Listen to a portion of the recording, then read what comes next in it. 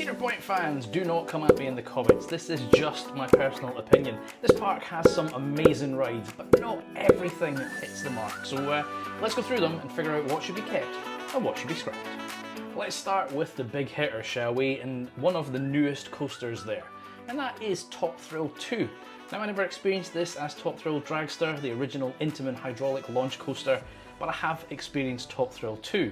And I know it was a bit of a rough start when Zamperla took over and reimagined this ride because, well, it only lasted for 8 days last year and then had to get quite substantial work done to it to open this year. However, touch wood, it has been reasonably reliable so far, and on my visits I had 3 or 4 fantastic rides. I tried the front, I tried the back, I tried the middle of the train. My expectation was back of the train would be where it's at because of that spike, but actually front row is definitely the row to be in.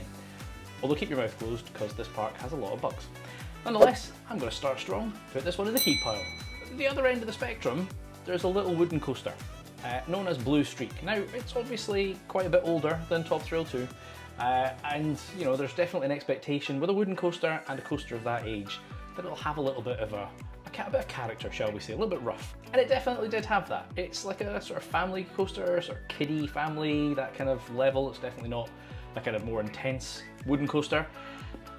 It was okay. I mean, I'd probably go on it again, but if I was pressed for time, I'd miss it out. So let's chuck this one and take it or leave it.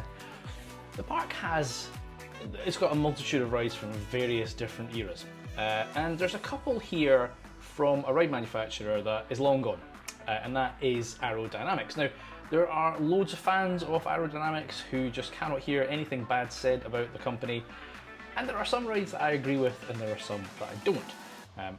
One of each in this park. I'm going to start with their mine train, which is Cedar Creek Mine Ride. It's a strange little sausage. So I was kind of warned when I got there, so I was fortunate enough to have Mark with me, who has been to the park many times and was kind of like my tour guide for the day. And he didn't come on this with me because he basically said it's a one and done. Part of the reason for that is the restraints, and there's this weird mechanism in the train. So there's 3 rows in the train, but the lap bar on all 3 rows are connected. So if you've got larger guests in one row and smaller guests in another, doesn't matter. Also pretty sure that the restraint has one position that it goes to. So if you are on the smaller side, you'll get some airtime. Well, you won't because the layer's rubbish. You have some space, and if you're on the larger side, you might struggle. So I did get on this. It was snug, and it was boring. So yeah, let's scrap this one. The first coaster that I got on in this park is the one that you kind of see as you enter. I mean, you can see most of it because it's got an amazing skyline when you get to Cedar Point. It is one of the best out there, without a shadow of a doubt. But over the main entrance to the park is a ride known as Gatekeeper. I mean, the clue's in the name, goes over the gate, and there's like 2 bits where it goes through these, I think it's supposed to be like a key going through the lock or something along those lines. It's a wing coaster, B&M wing coaster, and it was the first ride I did. And I referred to it, so did Mark, as Gate Sleeper instead of Gatekeeper because it just didn't do anything. And again, that one ruffled some feathers. So listen, again, my personal opinion. There will be things I like that you don't and things you like that I don't. So, you know, let's just respect each other's opinions. It didn't do very much. Now, it was, as I say, the first ride I went on in the morning. It's quite possible that it warms up and that it's more enjoyable later in the day. There are many coasters for which that is true. So, you know, based on my single shot on it first thing in the morning, I wasn't overly impressed. Again, on that trip, I did a ridiculous number of B&Ms, and obviously they're kind of notorious at the moment for having a little bit of rattle in the train.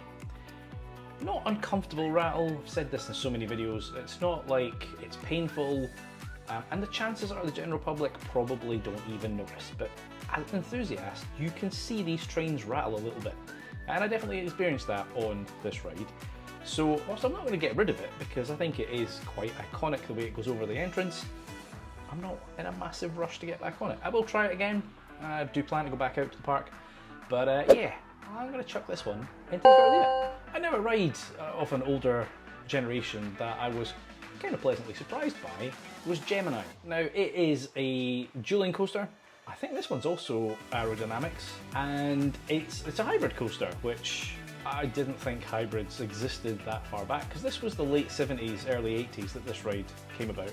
And when you think hybrid nowadays, you think RMC and, you know, wood and steel and all that. But technically, this is a wooden structure with some tubular steel track. So it's a hybrid. So I did both sides of this, and I can't remember which side I did first, but it was really smooth, really enjoyable, had a lot of fun. The second side, less so. The brakes are vicious at the end. They are really quite brutal. And I didn't get the racing element the second time round because this park has a very, very strict no filming policy, which is fine, you know, every park's entitled to that. And somebody took their phone out as it left the station, so one train got stopped in the station, and we were at the top of the lift hill before they even left. So I didn't race. I actually really enjoyed this for its age. Now, again, when I put these in keep, scrap, take it or leave it, there's a little bit of give and take here for older rides, right? You expect a certain style to the older rides, and some of them just are uncomfortable. Some just do not age well. This one, however, it's not the most thrilling thing. There are far, far better coasters in this park, but I really enjoyed it, so I'm gonna keep it. Right, so there's another older coaster here. Again, I believe it's another Arrow coaster.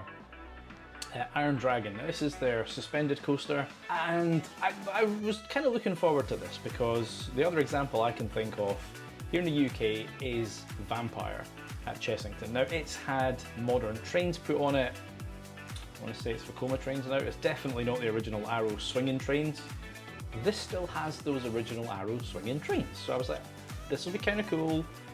You know, I want to try and experience this one. It didn't do much. Like, and again, what I've just said there, obviously I kind of look at rides and take into account their age and all that kind of stuff. There was just, I came off it going, all right. I don't know if I would, and again, I'm probably going to be a little bit kind to it and not put it in the scrap pile simply because I don't think there's many of these left. And I do like to preserve some of the older rides, unless they are genuinely painful. This wasn't painful. It just didn't do very much, so let's chuck it and take it or leave it. Right, let's get back to the modern coasters then, shall we? Because one of the ones that I'd heard about and I was looking forward to was Maverick. And I say I'd heard about it, I didn't know too much about it, and there was definitely a few surprises along the way. So this is another Intamin launch coaster. It has an incredible throughput. The day we were there, it was running 6 trains. Now, there was a few of them stacking on the brake run, but operations were still on point. I had a massive, massive queue, and I'm glad that I had Express Pass because I just walked right the way past it all. But this was a lot of fun. So obviously you've got that initial launch, you do various parts around the track, and then you kind of come in underneath the station, and I had no prior knowledge of this one, but there is basically another launch in there in that kind of tunnel. You sort of almost come to a stop and then you're flying out the other side, and then, you know, traverse the rest of the track and back to the station. All in all, I really, really enjoyed this one, and it's definitely one that I would go on again. So I'm gonna keep this one. Right, I hadn't actually realized this park is almost a museum to aerodynamics at this point.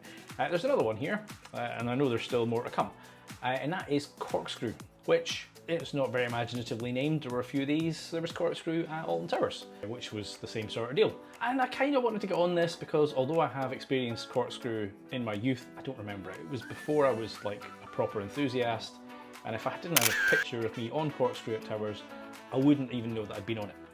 So I was like, right, I want to just see what this is actually like. And I'm not saying it's the same layout, it might be, probably isn't, but it definitely has the same kind of, you know, corkscrew element as the name suggests. It was rough. It was not comfortable in any shape or form, and I think there are some rumours that it is potentially getting scrapped anyway, although I would imagine, like Towers has kept the corkscrew, which needs a lick of paint, I would suspect they would do something similar here, because it's kind of down that kind of main walkway. It's quite iconic, and I suspect they would keep it, but the ride itself, that's great. Right, the next one is from a time when the parks were still having the coaster wars. The tallest, the biggest, the fastest, the longest. And it's Millennium Force. Now, this is, even with some of the modern coasters, this is still quite an imposing part of the skyline at Cedar Point. That original, that kind of first lift hill is quite big and steep and in your face.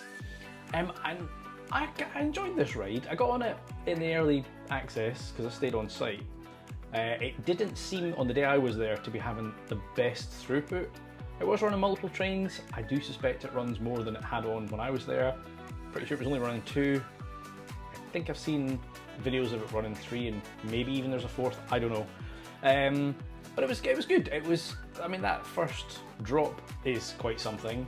This is the one that's got that cutout in the steel frame, the supports, because somebody broke their arm or somebody could have broke their hand or something. Basically the clearance area was not, envelope wasn't quite big enough, so there's this little chunk out of the frame, which is interesting.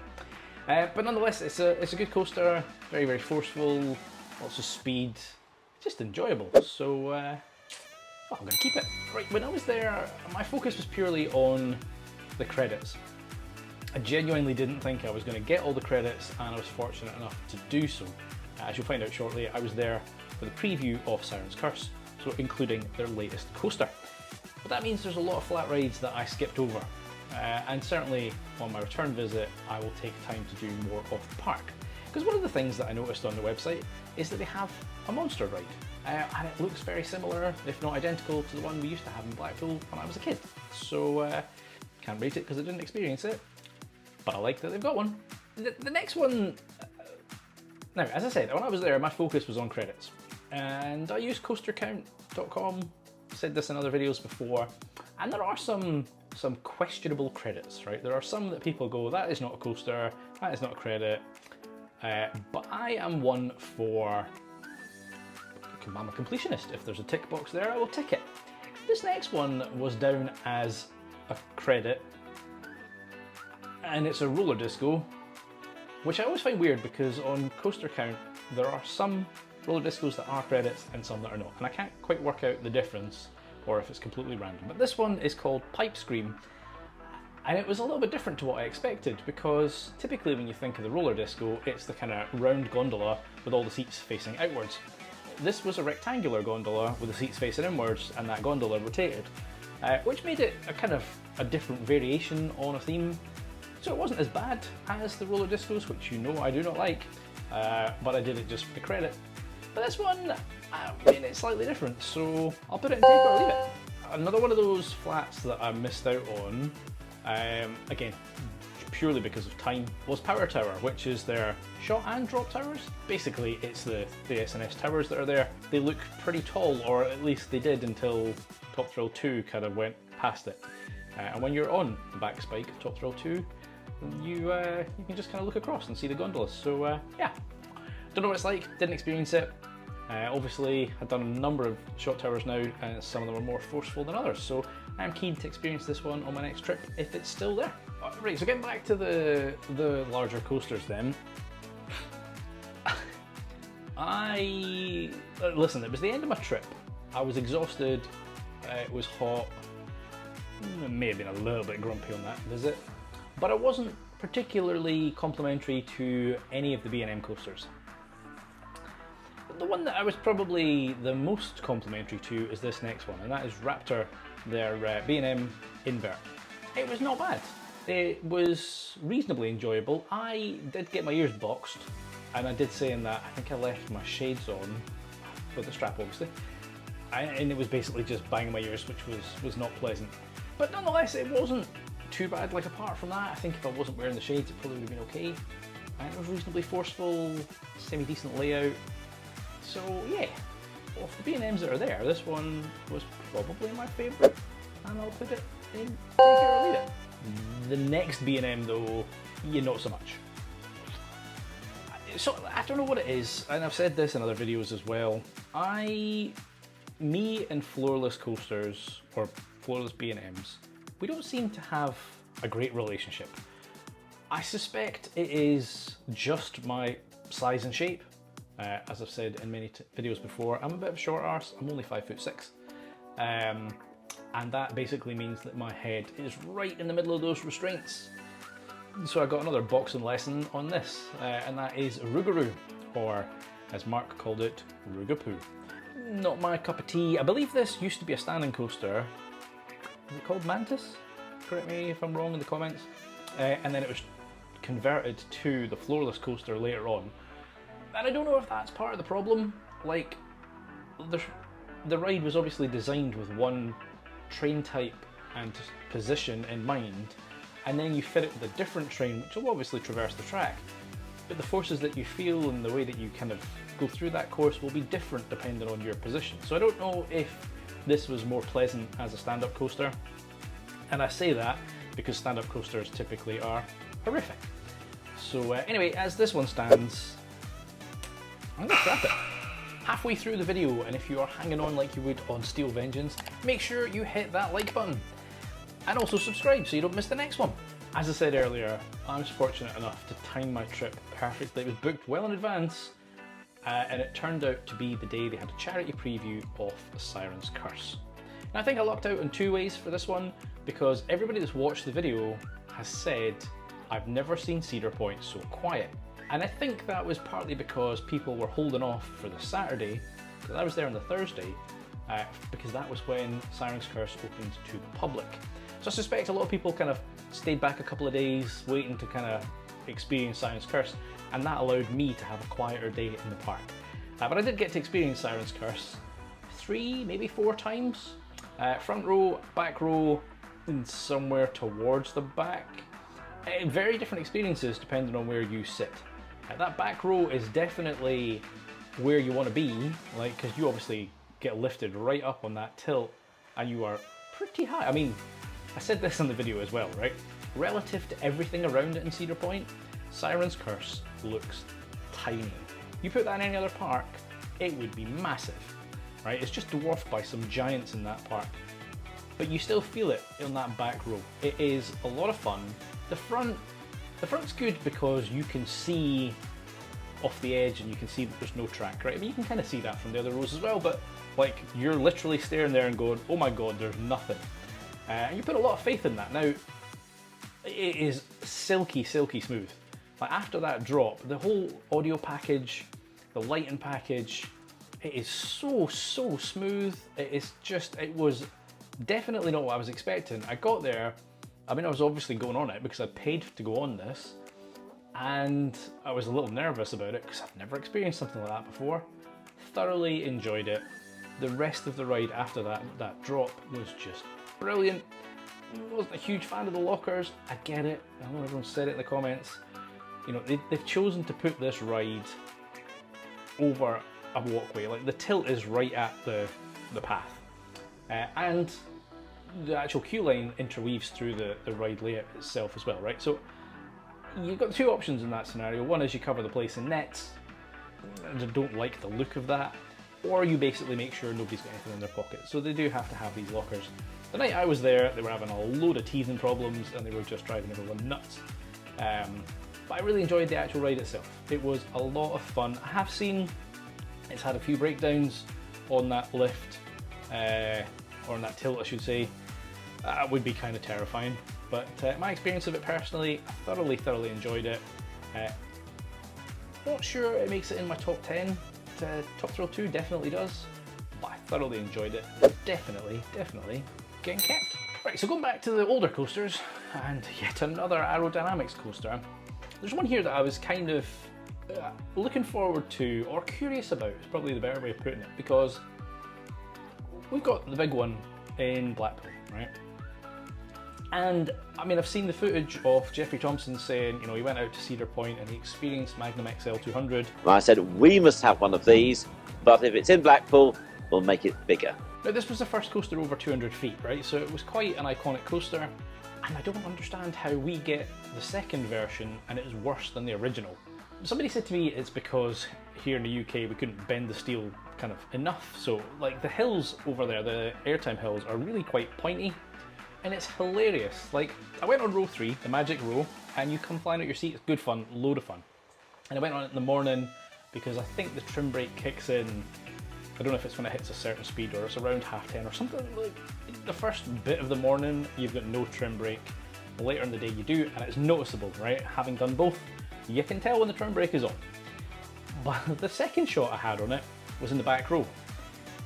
And I was just laughing like an idiot because when you get to those kind of airtime hills at the end, because it is quite a sort of steep point, like a sharp point on that hill, when you're at the back, you literally just watch the train disappear and then you get yeeted over. It's hilarious.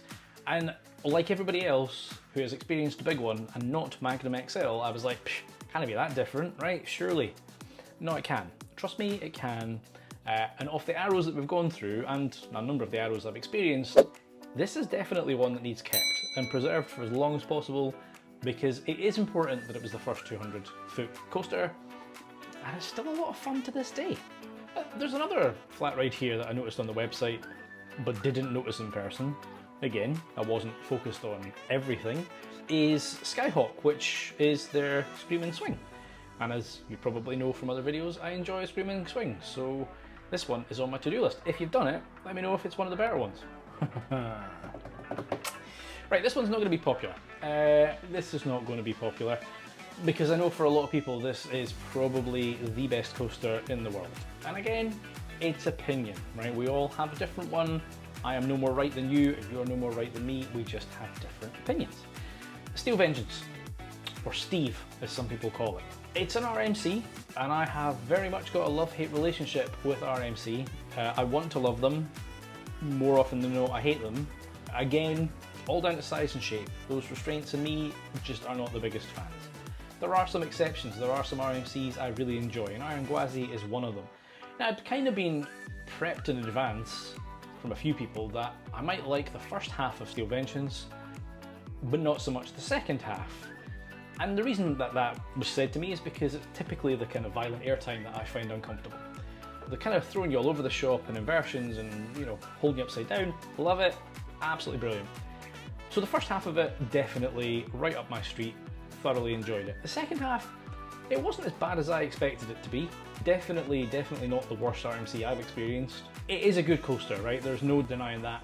For me personally though, it just isn't comfortable. I really do hope, I'm planning on going back out there in 2027, and I also hope to not be as chunky when I go, so I'm curious to see if it's a very different experience when I'm a very different body shape. But right now, I'm afraid I'm going to have to put it, take it or leave it. The other B&M that I wasn't overly enamoured with is Valravn, which is their dive coaster. Now don't get me wrong, it's imposing, it's impressive looking, it's got a reasonably decent sized drop on it. Unlike Oblivion here in the UK, there's actually a coaster after that drop, so there's stuff to do. So it does have some positives going for it. Wasn't uncomfortable, so there's another positive going for it. Again, and maybe I'm just too attuned to this, or maybe I'm nitpicking, I don't know, but I saw and felt a little bit of that rattle. Again, not to the point it was uncomfortable, not to the point I wouldn't ride it again, just to the point that I'm like, this is a modern coaster, why?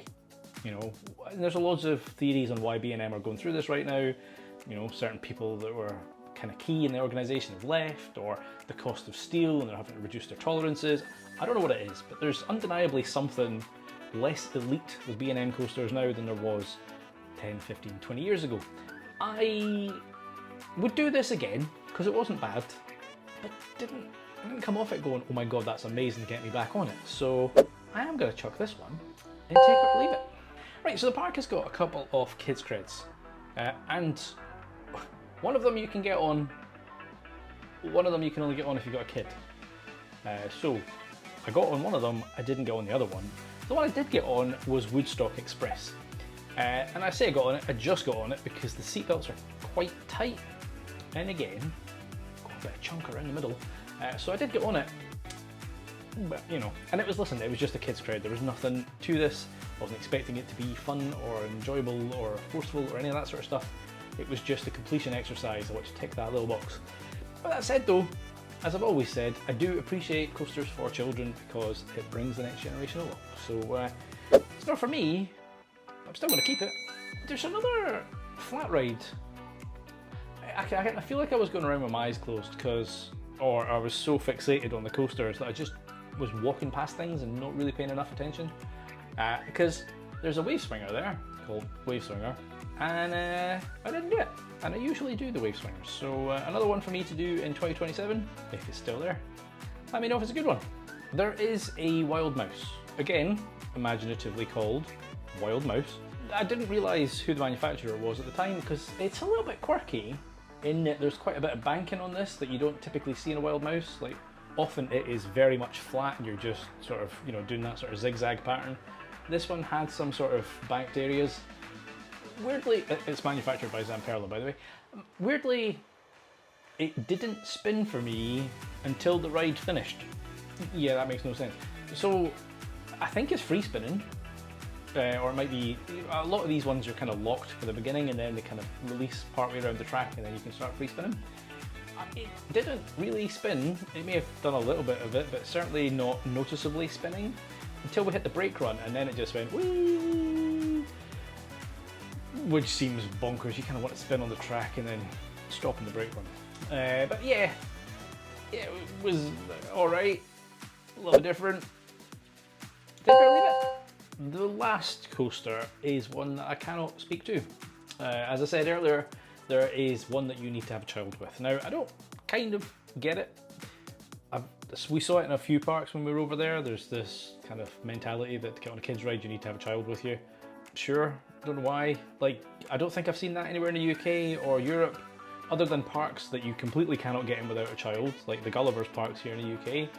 Once you're in the park though, free reign, right? As long as you physically fit on that ride and there's no weight limits. I mean, that's one of the things. It might be a manufacturer imposed, you know, you can't go on this if you're over a certain weight. But that's not the case here because two things. If you do have a child, you get on it. So there's that. And I believe that there's been superfan events or something along those lines where they've just said, right, the park is closed to the public, you can now go on it. So, you know, there are a few people who've got this cred. It's relatively rare for that reason, unless you turn up with a child. So I don't know what it's like. It didn't look particularly impressive, and it, again, would have been a box ticking exercise for me. It's just a little bit disappointing. I did try the old Scottish charm and the whole, I've come all the way over here, can I get on it? And they claimed the ride was closed. Which is bollocks, because it went round once empty and once with kids on it. So unless it broke because of those kids and it was then testing, anyway, I didn't go on it. So if you're one of the few people who's managed to get on it, I mean, I'd be amazed if you say, oh my god, it's amazing, but let me know what it's like. Right, that surprised me a little bit, because assuming that I can count, there's more stuff in Take It or Leave It than Keep. Here's the thing, right, because I genuinely did enjoy this park, right, and I really want to get back to the park. A lot of people, as I say, were ruffled by my opinions of the park. Oh, this guy doesn't like coasters, he doesn't know what he's talking about. Oh, he likes this coaster from the 80s, but he doesn't like this new coaster. Again, opinions, and I was exhausted. But I genuinely had a blast. Ended on high, loved the park, some great coasters, definitely some letdowns. So I'm kind of surprised that I've put more things in Take It or Leave than in Keep. But again, that's my own personal opinion, and I'd love to know yours. So please, in the comments down below, tell me which ones you agree with and which ones you disagree with. As always, I've been Chris, you've been watching Coaster Dad, and if you haven't seen the vlog from Cedar Point, chuck it up here.